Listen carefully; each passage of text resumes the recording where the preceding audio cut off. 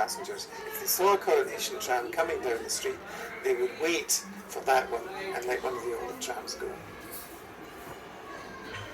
I'm Ian Stewart, past president of the National Tramway Museum, past chairman of the Scottish Tramway and Transport Society.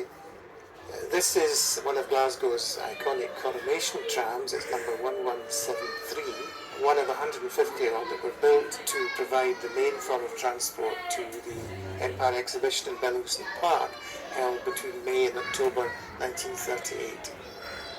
But the whole of the park was let over to the construction of pavilions, which were a showcase for industrial and cultural aspects of various countries of the British Empire.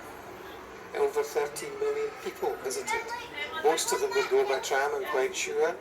There was a need for new trams, mainly as replacements for some of the oldest ones, but there was also a need to augment the fleet for the duration of the Empire Exhibition, and they would be to the highest specification, and indeed they marketed them as, you travel to the exhibition by the new luxury trams.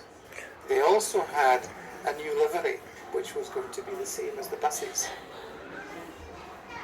I think when the Coronation trams first appeared, they were something of a revelation. And it certainly was a million miles from the old standard trams, because they had their origins in Victorian times. To try and make the motorman's life more pleasant, first of all, he was given a seat for the first time.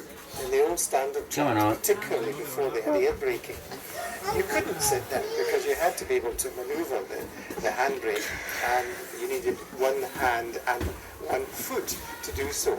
But in the Coronation tram, you could sit down with this miniature controller, which was effortless to operate. The motorman was given for the first time, believe it or not, windscreen wipers. On the standard trams, they had no windscreen wipers. The only way you would guarantee to see where you were going was to drop that casement window into the front of the tram, and so you were exposed to the winter and snow very often. The motorman was given a separate hinged door and a step iron so that he could board his tram from the street, and he could also change the points easily. One of the prototype features that the motorman was given in his cabin was the ability to announce forthcoming stops. But we're only human, and how many times have you driven your car and you've let out an expletive? That happened at Eglinton Toll apparently, and it was broadcast on all wavelengths to the tram, and they were switched off from then on and not perpetuated. On a standard tram, there was a solitary, very low set headlamp, nothing else. The Coronation tram obviously had a headlamp, but in addition to that, they had a fog lamp. It was a stop lamp, which was useful for following traffic, and there was also a rear light. And they had trafficators. There was a small switch mounted just at the front of the window, and the motorman would flick it one way or the other. Each platform had folding doors. One at the back was normally left open. There was an air scoop provided above each cabin. The air scoop provided the ventilation, and there were anemostats that allowed air to be discharged for the entire lower deck. The best time to travel on the bottom deck was at night, when the lighting was superb. They had a lighting level many times that of the standard cars.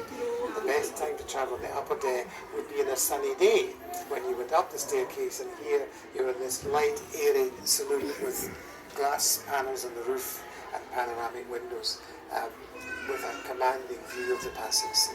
It was like being in a greenhouse. It was wonderful. Art Deco was all the rage in the 1930s, probably at its zenith, and the Coronation tram certainly mirrored that in many respects. You could see it in the likes of the exterior sweeps of green livery and the edged glass lower deck shades with the diamond patterns, the green flashes of the decorative mirrors, the diamond patterns on the ceilings of the lower deck. The moquette was very much of the period as well.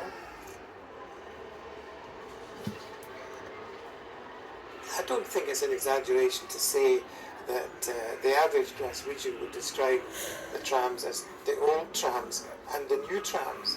And even in 1960, when the coronations were over 20 years old, they were still regarded as the new trams. They could not possibly have had a last tram procession in Glasgow without a coronation tram. Never bettered, unlikely to ever to be repeated, and yet fondly remembered by anyone who rode them. Good design doesn't date.